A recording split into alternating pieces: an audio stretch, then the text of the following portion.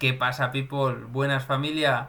Bienvenidos a una nueva clase de nuestro curso de Web 3.0. Si bien en la última clase estuvimos repasando la historia de Web 1.0 y Web 2.0 para tener un contexto sobre dónde surge la Web 3, en esta clase vamos a comprender las causas más o menos directas de por qué necesitamos la web 3.0. Si te interesa y quieres conocer todo sobre web 3.0, vamos a ir desde un nivel más básico, más sencillo, que pueda entender gente que no sepa de tecnología, hasta luego ya características pues más técnicas de cómo funciona una blockchain, etcétera. Si todo esto te interesa, suscríbete, dale me gusta y no te pierdas nada.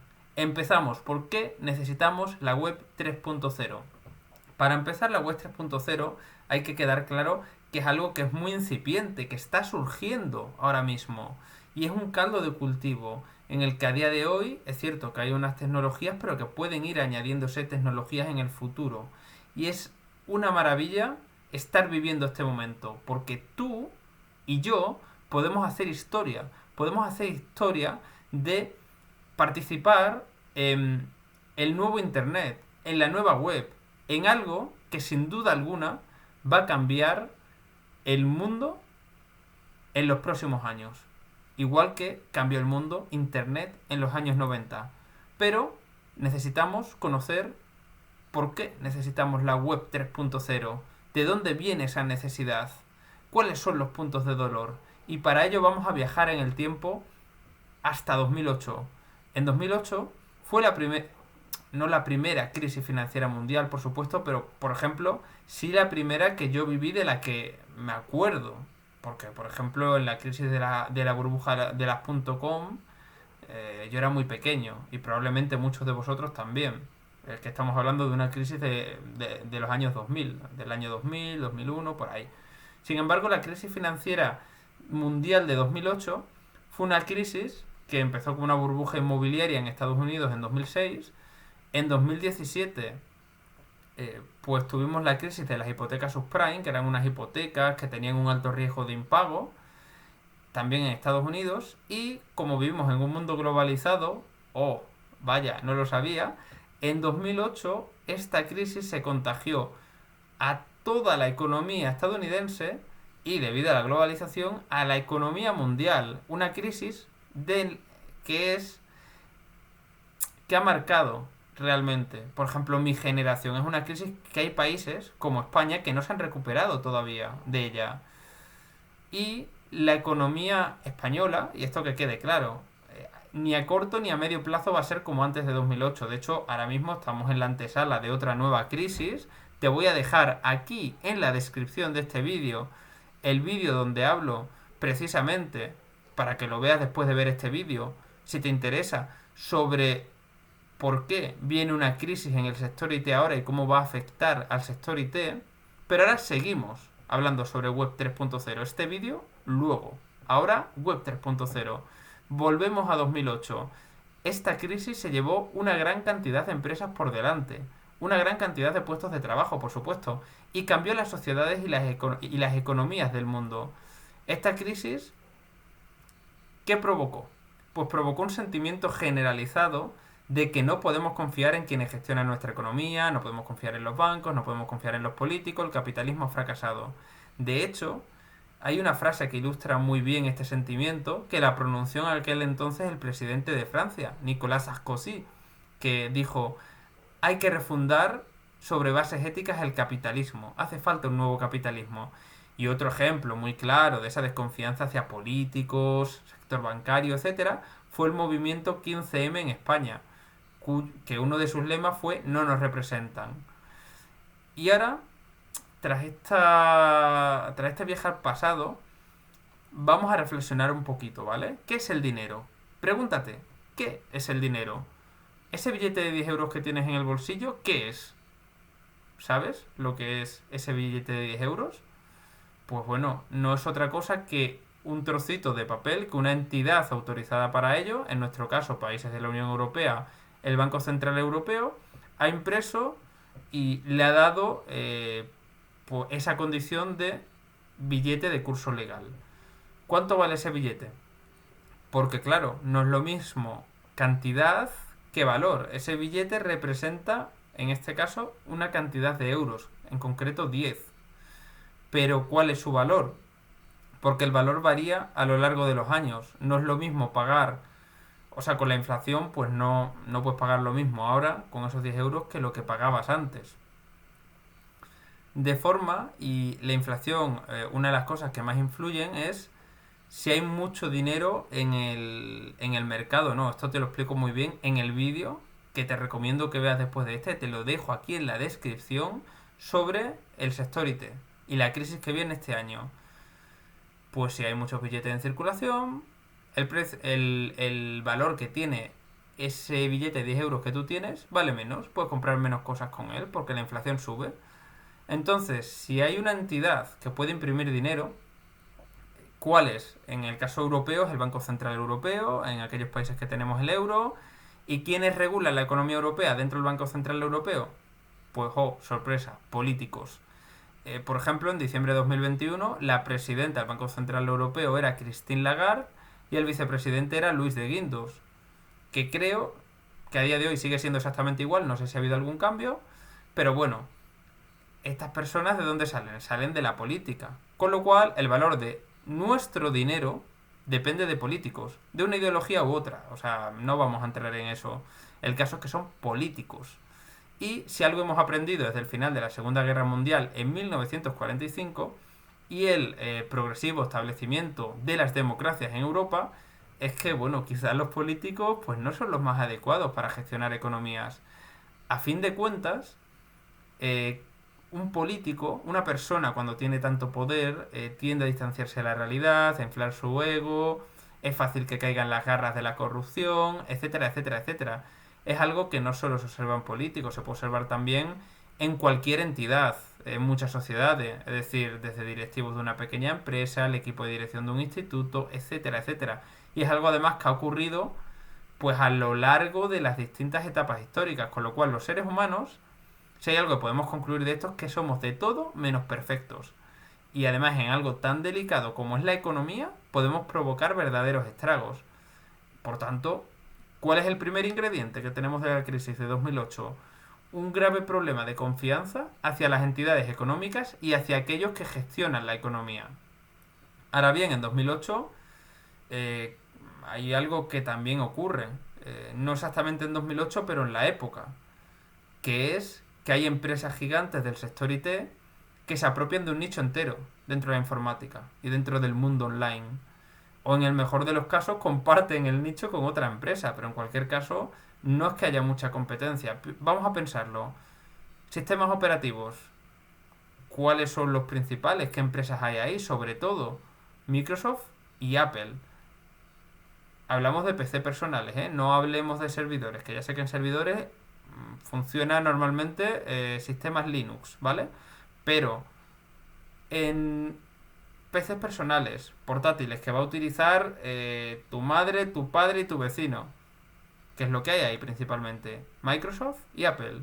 Buscadores, Google. Redes sociales, Meta, ante Facebook, Instagram, WhatsApp, tienda online, Amazon. Vaya, el pastel no está muy repartido precisamente.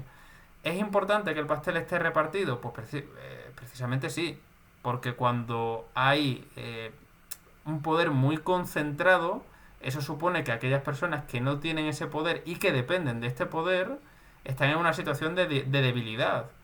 Es decir, pues una red social puede censurar X información, puede vender datos de usuarios de sus redes, de su red social hacia otras empresas como forma de hacer negocio, etcétera. Y ojito con la privacidad, porque las bases de datos de cualquier aplicación te conocen mejor que tú mismo. Es decir, quizás tú no te acuerdas de qué comiste hace 3 días, pero las bases de datos de Instagram sí. Y aquí tienes un problema, que además de privacidad, es que tus datos no son tuyos, son de la plataforma en los que los almacenas. Tus fotos no son tuyas, son de Instagram. Tus conversaciones tampoco son tuyas, son de WhatsApp. Que tu negocio online tenga éxito o no, en gran parte depende de lo bien que seas capaz de posicionarte en Google. Si el algoritmo de Google decide eh, cambiar y tu negocio está perjudicado, pues mala suerte, es lo que hay. La vida es así, los algoritmos cambian, etcétera, etcétera. Entonces, mm, claro, hay una situación de concentración de poder. Además, en empresas que por supuesto que hacen las empresas, buscar el máximo beneficio. ¿A qué precio? Pues a cualquiera prácticamente. Es decir, las redes sociales pueden tener efectos perjudiciales para su usuario, como la adicción a las mismas, por ejemplo. Pero las plataformas funcionan para que pases el máximo tiempo posible en ellas, aunque ellos repercutan tu vida de forma negativa. Y además usan tus datos para ganar dinero, de una forma u otra, ojo. Y aquí hay un punto débil del sistema. Si las grandes empresas tecnológicas saben tanto de sus usuarios, ¿dónde está la libertad? ¿Es el usuario realmente libre si un algoritmo le dice qué vídeo le apetece ver en un determinado momento? ¿Hasta qué punto una gran empresa multinacional va a defender la democracia si ello le pudiera producir pérdidas en una determinada coyuntura política? ¿Hasta qué punto una empresa va a cuidar la salud mental de los usuarios de su aplicación si ello supone ganar menos dinero? En estos tiempos, donde todo queda grabado, todo queda registrado, las aplicaciones saben hasta en qué ubicación exacta estás en cada momento, a qué bares sueles ir, qué libros te gusta leer, dónde está tu privacidad, qué privacidad tienes. Y me gustaría, y muy importante esto que voy a decir, esto no es un alegato contra las redes sociales ni contra la web 2.0, porque al final la web 2.0 no es más que un reflejo de una de las cosas más humanas que tiene nuestra especie, que es el acto de comunicar. El problema, ¿cuál es? Que mucha gente, y cada vez más, aunque usa la web 2.0 y las redes sociales, pues no te sientes cómodo dando tantos datos a una plataforma. No te sientes cómodo con esa simetría de poder. No te sientes cómodo con la conducta poco ética en muchos casos de estas grandes empresas del sector IT, ¿no? Entonces, ¿qué pasa? Que justo en esa época, en la época de donde está la crisis del 2008, es precisamente en la época en la que más o menos empieza a usarse WhatsApp, Facebook está en pleno apogeo, luego ya un poquito más tarde pues llegarían Instagram y llegarían otras redes sociales. Es decir, se va desarrollando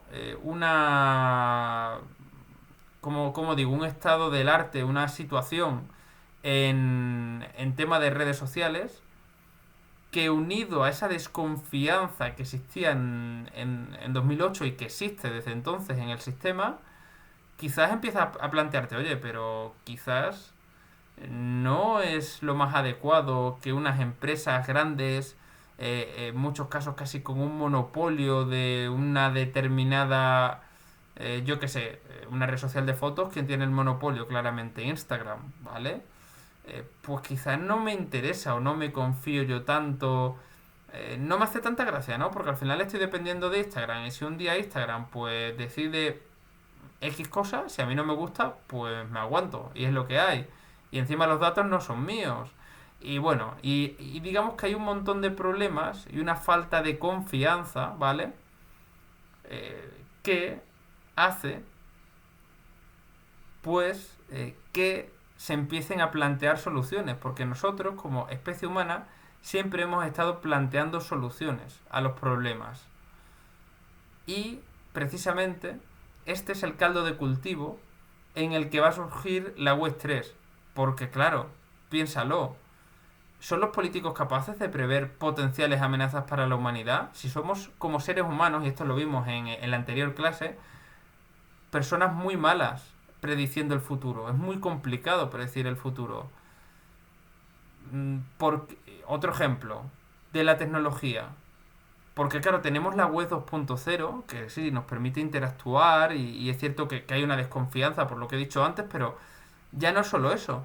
Es que con la web 3.0, el mundo remoto en el que vivimos, desde la emergencia sanitaria de 2020, ¿no? Estamos hablando de un mundo muy distinto de la vida real. Que ese también es otro problema, porque los vínculos que tenemos en el mundo online son muy distintos de los vínculos que tenemos en el mundo real. Y esto nos dificulta que establezcamos vínculos que realmente se puedan parecer a lo que nos gustaría, que son los vínculos de la vida real. Porque sí que es cierto que ahora mismo es curioso, ¿no? Pero estamos cada vez más conectados, pero cada vez más solos también. Nos sentimos más solos. Hay encuestas sobre ello. Entonces, claro, si tenemos un problema de confianza en el sistema, tenemos un problema de confianza en el sistema, me refiero políticos, economistas y empresas del sector IT generalizadas. Es decir, ya sabes que las redes sociales no van en pro de tu bienestar, sino en pro de su bienestar económico, por supuesto. Entonces, si tenemos esa desconfianza y además el trabajo en remoto, que está genial, por supuesto, pero no nos permite establecer, ya no solo el trabajo en remoto, sino las relaciones online, no nos permiten establecer esos vínculos que desearíamos, aquí tenemos un gran problema. Y donde los seres humanos ven problemas, también hay otra cosa que vemos, que a que no sabes qué son, soluciones, Pero ese tema ya será el tema del siguiente vídeo, cómo la web 3.0 puede ayudarnos a solucionar estos problemas que hemos analizado en este vídeo. Así que, si tú consideras que hay algún otro problema que haya podido provocar las soluciones que viene a solucionar la web 3, o tienes algún otro comentario relativo a este análisis, no te olvides de dejarlo en comentarios.